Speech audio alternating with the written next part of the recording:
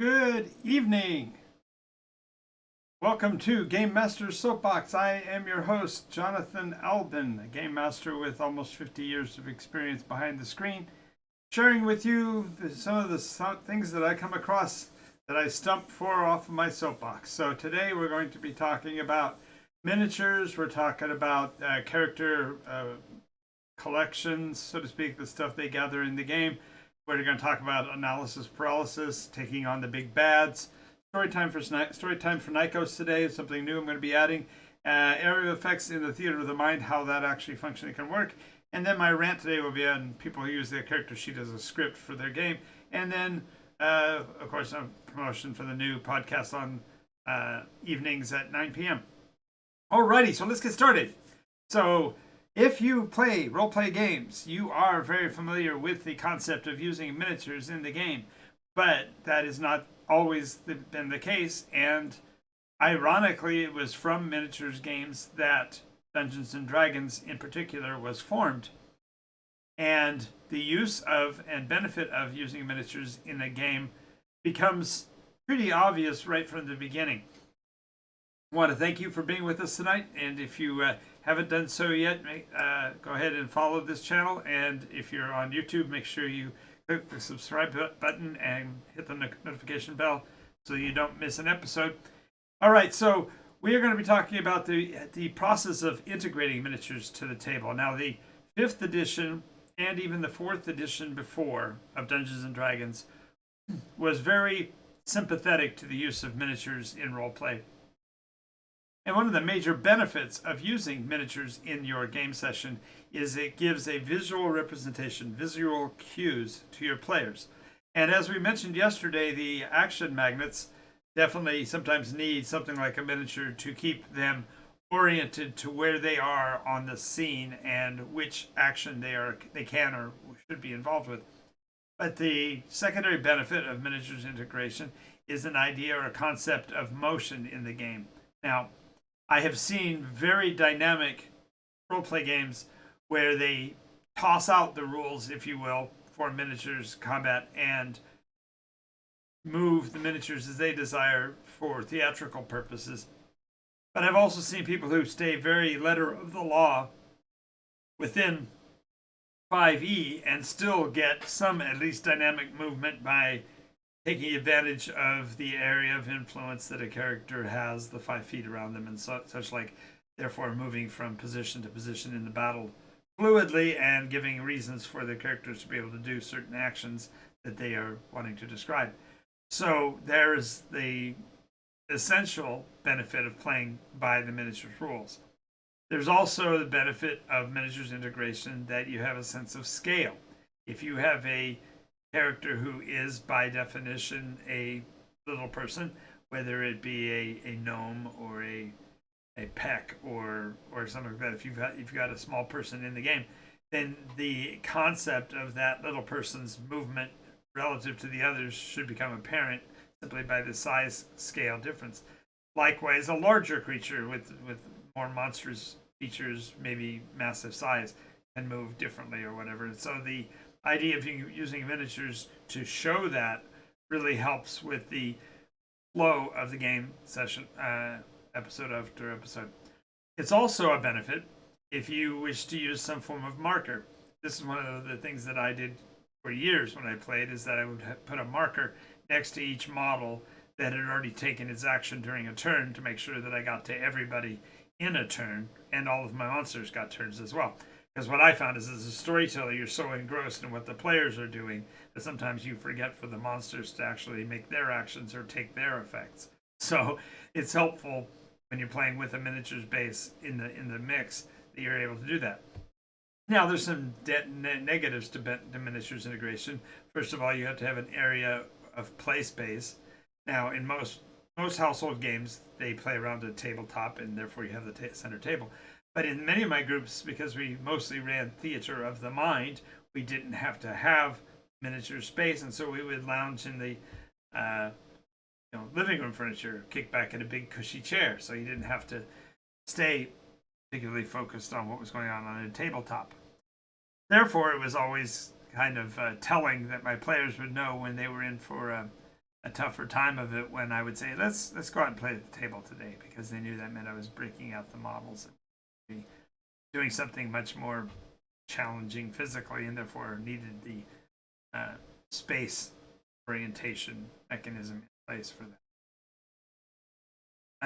Another downside to miniatures is, of course, the cleanup. One of the funniest things is that when you get ready to set up a game, generally you'll have players show up early and will want to help and provide the time to help you get set up. But when the game gets over, everybody's ready to head for the door and head for bed. Generally, you play in the evenings, and so and there's nobody left to help you clean up, and so you either have to ditch it till the morning, in which case you have to do it before the kids get up and around, or you've got to deal with the possibility of the kids actually getting up and messing with them in advance. So that's also one of the downsides of miniatures. Now, I would highly recommend using them because they help with the visualization, and the benefits far outweigh the negatives, but I just wanted to cover that a bit for you. Characters in games generally, players in games generally want there to be some sort of quid pro quo that occurs in game for their characters to benefit from whatever action they take. For example, if they are going to go and hunt down a particularly vicious monster that is eating the Duke's cattle or whatever, they want the Duke to come up with some form of compensation for them, or some merit that makes the necessity of taking care of those creatures valuable to them. And this gets to be problematic because player expectation doesn't always meet character needs, so to speak. In other words, if you have an economy that's driven by a basic silver economy, where the locals pay their workers in silver, silver is used to exchange for goods and such like, the addition of somebody with a chest full of gold pieces will be problematic, because the gold pieces value within a silver-based economy is either priceless or worthless. Either you are breaking the economy by giving coins into the system that draw the silver basis out, or you're putting a coin into the system and downplaying its value, depressing it to meet the local economy, and therefore devaluing the gold piece. So it becomes a matter of whether you are playing a campaign or if you're playing a series of single events that are dissociated.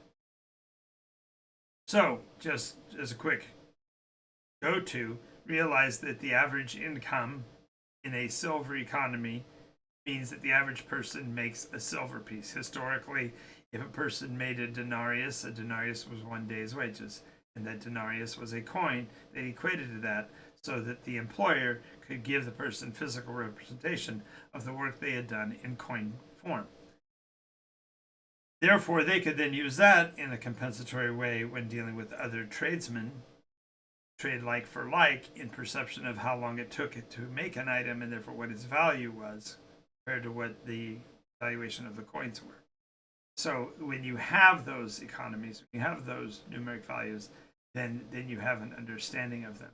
If you don't have that, mechanism, then you have no way of knowing what the coin is doing to the economy.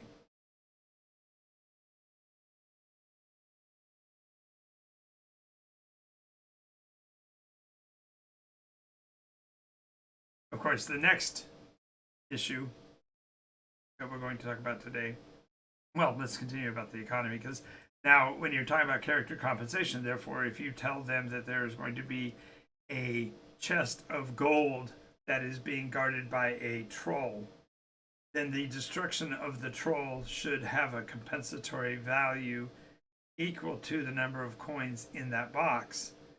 Otherwise, the players are getting overpaid, so to speak. Now, that's not necessarily a bad thing unless they start spending as if they were, unless they, start running through that treasure in the local economy, which again will crush local businesses because they will either have to provide change, which will take out of their silver supply for their other business uses, or you're going to fill them with an economy they can't easily move through the economy, because who can take a gold piece generally? If you're buying lots of items, then that's you mess with their livelihood when you show up with a box of gold. So the concept of receiving a treasury of gold would necessarily mean that that player, that character, is now set for life. He won't have to do anything except once in a while break a gold piece for local change to use to make his purchases. If your economy is based on gold pieces, then you have the opposite problem, that telling somebody that the treasure is going to be paid by 30 pieces of silver or 90 pieces of silver or whatever, you undermine that player's economy, and they will see that as a less valuable job. And either one of two things will happen. Either they will pile up lots and lots of silver pieces, or again, they will mess with the economy by glutting it with an overmuch of silver pieces into an economy that's driven normally by gold. It doesn't really have a need for those extra coins. So, in a meta environment that is not campaign based, this doesn't mean anything. And gold pieces can count like they do in a video game as a scoring mechanism. You can just keep it like a little counter and watch it go up and down. But that isn't as plausible or feasible or even wanted in a standard campaign-based roleplay game. Because in the roleplay game, you want to be able to transact, and having the coins to do the transaction that match the type of business that's being done is what you really want. I've had campaigns where players would literally leave behind silver pieces and gold and copper pieces in a treasury because they didn't want to carry them around, thereby now leaving for subject creatures and whatever to find those coins, and therefore expand the number of people that are depleting the economy rather than inflating the economy. Either which way, you're messing with the livelihood of the locals. So you have to kind of take a concept of that. Additionally, if you provide compensation to the players in terms of real goods, this becomes problematic only because they start to stockpile them. For example, for a while there was a king who was offering a horse for a mission, and the players were actually churning the horses by picking them up, going on the adventure, and then later coming back and saying, "Oh, my horse died," when they'd really just sold it. Well, that process is changing the economy, shifting the values, and depleting your primary payer to the point where they shouldn't theoretically be able to keep providing. So just realize that the very concept of character compensation needs to be something you take care of, because in 3 of my last 9 groups, I have had players who just have hoarded everything that they've collected. And at the end of the game, after we had reached their 20th level and they were ready to retire, one player over the others collected a lot more because he had saved all of these routine items and then wanted to flood the market by selling all of them at once at an auction, so to speak. And this, of course, messes with the local economy, the local suppliers, local transactors and sales and merchants of those goods.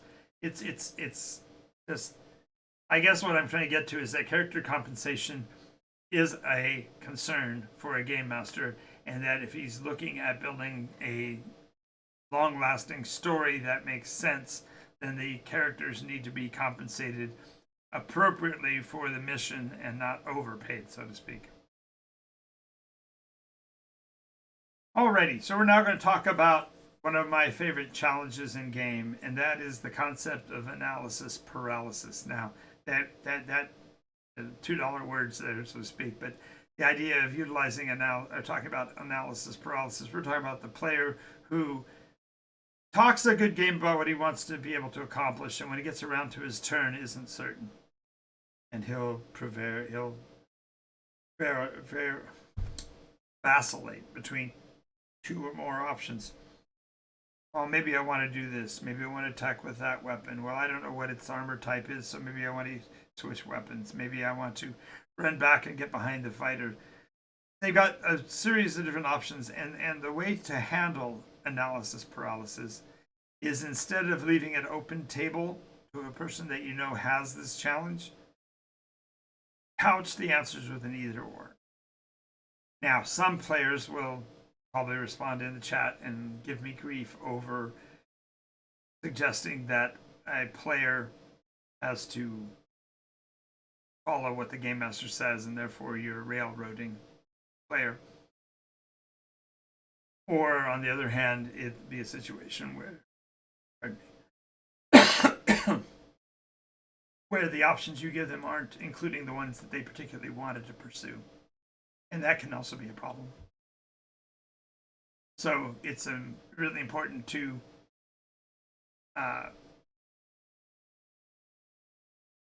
think clearly about what the character is wanting to do, and then couch the answer in such a fashion that you're able to give them the either or that they would be looking for. Another method of handling analysis paralysis is to not give options.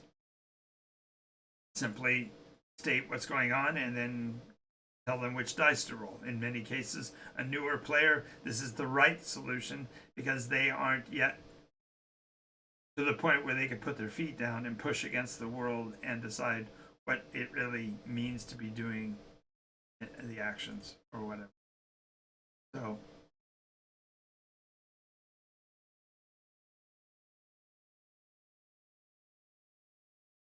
with that, therefore, you have to be sure again that you're isolating out the one thing that they more than likely would do. For example, if it is a situation you're turn 3 of a combat, the last 2 rounds the guy has attacked with his sword, and so this time you say, okay, go ahead and roll the attack.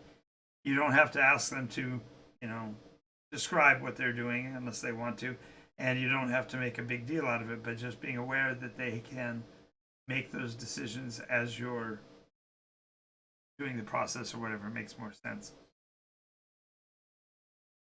A third way to handle analysis paralysis is to, at the beginning of the action, quantify what options are available so that there aren't any queries or equivocations based on what might be.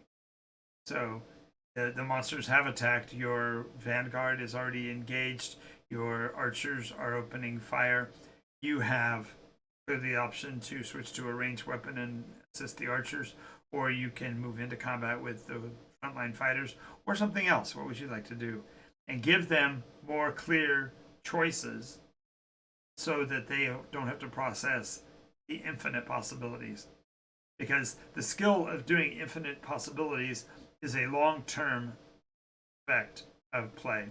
When you've played a long time, you get the idea of what you can and can't accomplish, what should or shouldn't be allowed. But when you don't have that, it's best to give them the parameters and the options in a short form version.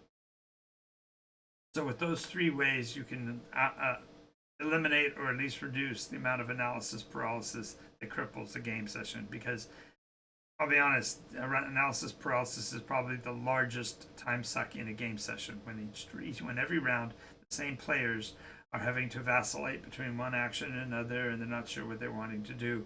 You have to isolate and hold them down and make sure that they pick one of them that are available, and therefore speed up the action overall.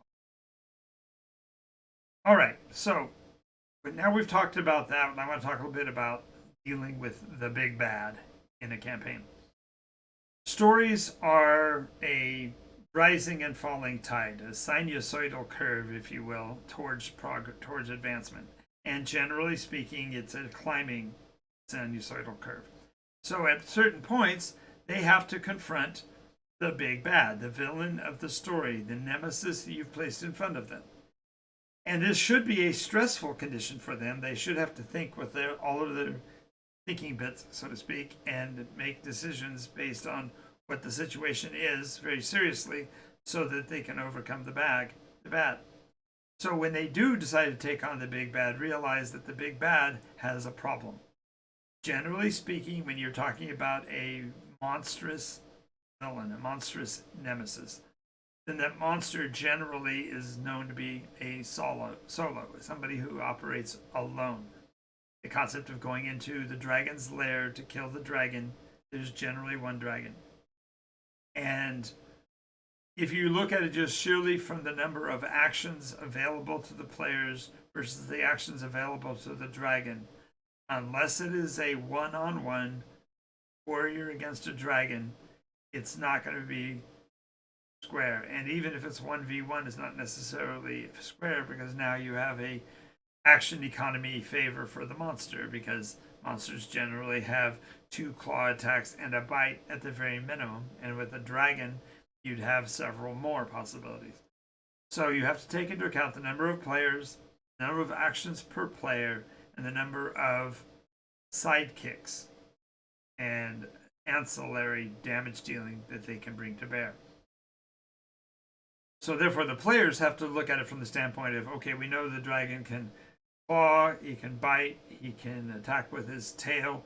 More than likely he can do a wing buffet of some sort, and maybe he has a special pounce attack or something. So there might be 6 attack forms, and if the dragon is going against an average group of players, you'll have a fighter who has 2 actions per turn. Generally, you'll have an archer that's got 2 arrows per turn, and then you've got a spellcaster who generally is doing more massive amounts of damage in each turn. So therefore, the leverage or the balance between them is fairly equitable when you're talking about lower level characters. However, once the characters start to advance, then a fighter might have 3 or more attacks. A rogue might have 1 or 2 special attacks. A spellcaster might have a ranged attack and an item effect. There are a lot of different ways that can cause an imbalance against the monster. So when the party begins to plan for taking on the big bad, you have to be fairly clear with them about what their possibilities are. In other words, what the monster might have on its side. So a dragon may have kobolds or goblins or some little minor being that'll act as damage sinks, so to speak, that'll be depleting or deflating the number of attacks that the players can bring to bear on the big bad. Maybe there are spell effects or lair effects that are going to mitigate or reduce the player's actions. In any way, you have to figure out and calculate what is the best balance between those to make the big bad fight even seem fair. Then finally, you have to determine whether or not the taking the big bad on is A, prudent, or B, necessary in the story. Because if it's necessary for the story for the heroes to defeat the big bad in this scene, then he's not the overall big bad because he is only a pawn to be expelled during the campaign. Because if you have the plan to be a huge dragon lair hunt at the end of a story, but you kill the dragon off earlier because of a meeting with the big bad, then you've got a challenge in your hands. So you have to think with the long eyes, so to speak. You have to be looking farther down the road than this particular encounter in order to rectify the balancing of the engagement with the big bad. And you also have to take into account at what point does the big bad punch the card? When does the big bad say, I've had enough and I'm getting out of here? And is there a possibility? If the players have certain skills based, it becomes almost impossible for the monster to evade. Unless, of course, using the NycosRPG. But we're right now talking about general role playing, but the NycosRPG has a mechanism specifically for the runaway mechanics. So if you are wanting to withdraw from a fight, there is a process you have to go through to succeed, but it is possible. It isn't overcome by simple skills checks. Like I can't remember, there are several where for example, a barbarian can immediately react to a monster that is leaving the area of combat and take an action to engage them. And I can't remember the details, but the point is that there are ways in character development where the characters can become blocks to the flow of the engagement if they can prevent the big bad from escaping. So you have to take that into account. And so with all of these different concepts of how taking on the big bad is a leverage thing, just realize that it is an exciting moment in the characters' lives, and it should be dangerous and it should be scary, but it also should be achievable, and the bad guy should have some means to escape. Otherwise, your big bad is actually some mid-level guy and it's already taken out. All right, so new section I'm adding to Games Master Soapbox is going to be Storytime Nykos, and that is to give an example of a story that happened in the Nykos framework, and I will be doing it fundamentally by identifying an iteration and a story that comes from that. And since this is the first of these story times, I'm going to draw one clear back from when I was 11 years old. And this is when I was first learning the rules, and the Dungeons and Dragons rules didn't have quantifiable rules for what you did when a player received a critical wound. They definitely said there was a possibility of rolling the perfect 20 and what it would entail, but there wasn't a lot of description on how that should be accomplished. Now, there were other games that came out early as well, one of which was produced under the Judges Guild brand that was simply a critical chart. And therefore, when a person rolled a critical hit, you would then roll on the critical chart, and it would tell you what that accomplishment occurred. Now, to be perfectly honest, when I first started playing, way back then, it was hard to find players when I was new to a town, and so often my little sister would play. Well, during one of the sessions, she was attacked by an orc in the game, and I was playing rules as written back in those days. And of course, since the monster had rolled a 20, I was going to use the newfangled critical chart.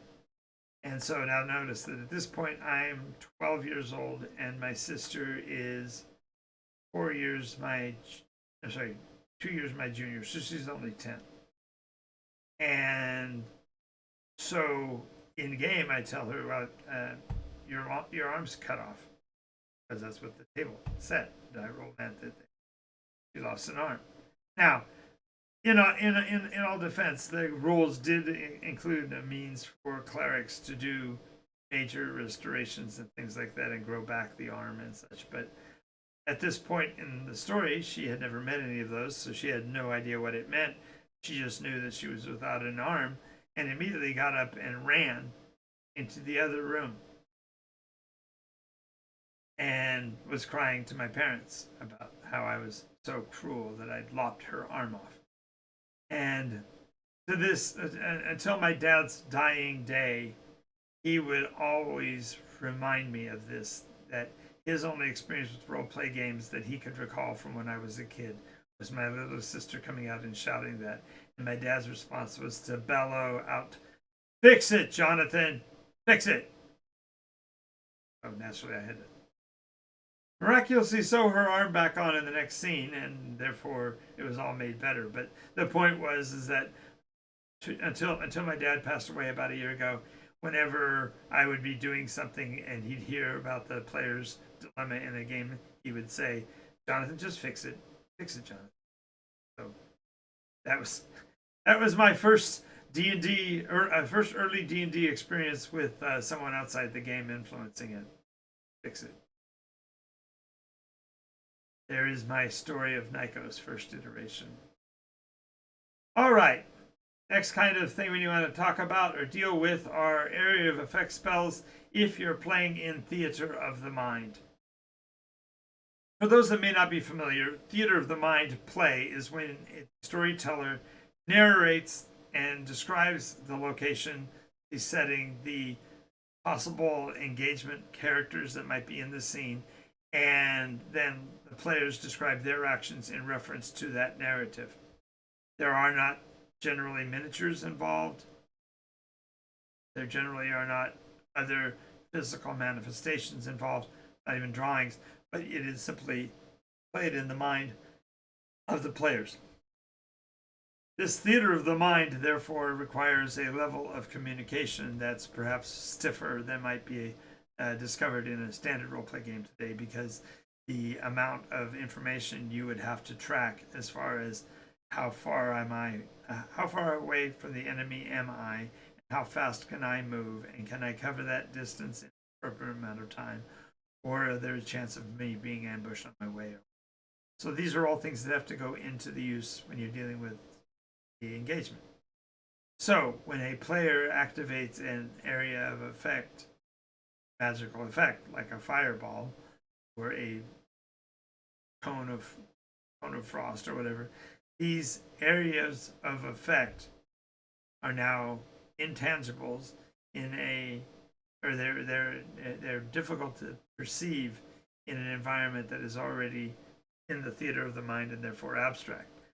So the issue is, therefore, you have to determine relative positioning well in advance, determine the range of the effect and its diameter or its size, and then adjudicate which of the monsters and which of the players may be inside that area of effect. Once you've stated that, it's up to the player then to decide whether he wishes to pull the trigger and make that the action, or if he wants to consider another one, because it's really not in his best interest to fireball where the party is all going to be hit in the process. Of course, we have groups later on who develop fire resistance and are all for that kind of action, but that's for another day. So the area of effect has to be clearly defined in advance, and the players need to be able to react to that description. That makes sense. Alrighty. Now I'm going to do my rant, and as usual, I want to wait for about 30 seconds here to get up on the exact minute so I don't go over. The rants are a particular peccadillo that I personally find a challenge, and I go off on it for a moment.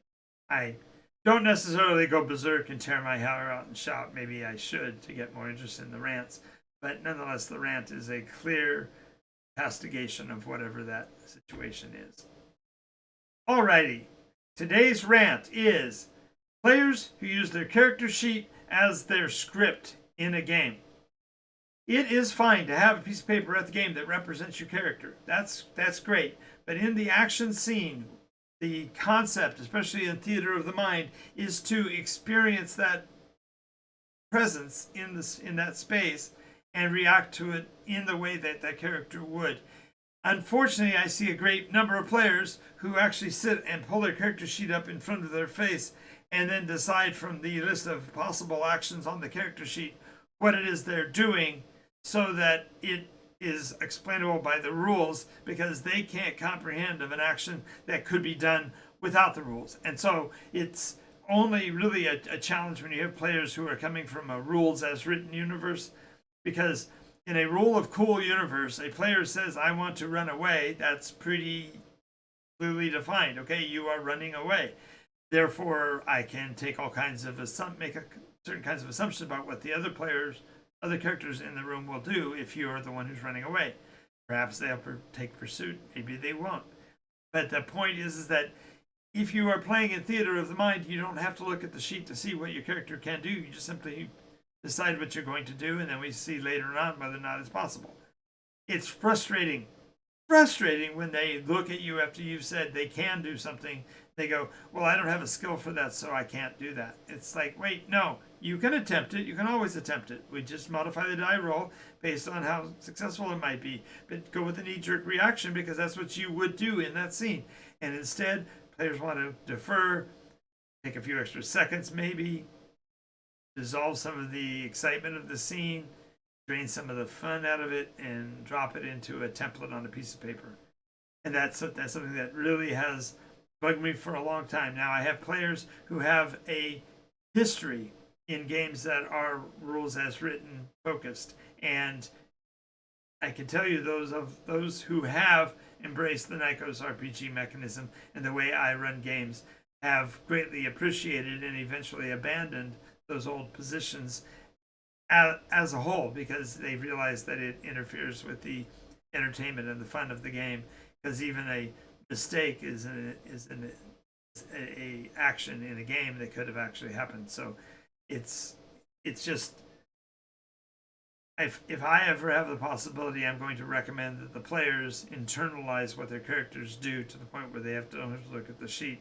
Because if they want to limit their actions to what they believe they can only do, that's fine. But I just don't like the idea of them holding the character out in front of them and having to sit and ponder what's on a piece of paper instead of viscerally playing through the scene.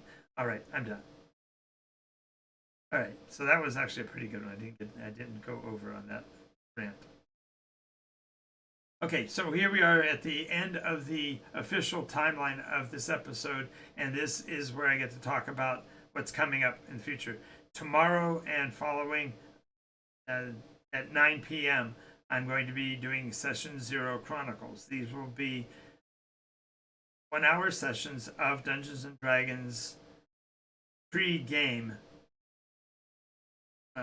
discussion. And so we will be going over the character classes, races, and character races and career types and advancement and such in the NycosRPG. But we're going to be doing it in a rational fashion. And quite frankly, there's too much for an individual Session 0. So instead, I'm creating a chronicle of snippets that can be plugged together to make a ongoing list of the Session 0 knowledge that the players would have at the beginning of it. So each day we're going to go over one of the species of Nykos, one of the cities or nations of Nykos, one of the cultural centers or climes within the environment. We're going to talk about the career paths and possible options that players might have. We're going to talk about just a whole bunch of things, but the whole point is that each episode will be a Session 0 or a different locale, such that when we get done, we can actually cut and paste the pieces to make a video that would be a Session 0 for any given campaign in NycosRPG. So if you want to know more about the NycosRPG and how that mechanic works, definitely join us tomorrow at 9 p.m. Otherwise, I will be back tomorrow night at 11 p.m. for Game Master Soapbox. I want to thank you for your participation, and I want to thank those persons that have liked and followed the channel so far. It really has helped to promote the channel and get more people to see the videos. This video will also be up on our YouTube page, so I recommend you take a look at that. There's over 30 videos in this podcast series alone, and more than, I think, 300 videos all told. So if you get a chance, hop over to @NycosRPG, and I will see you over there. Thank you again, and I will see you next session. Have a great night.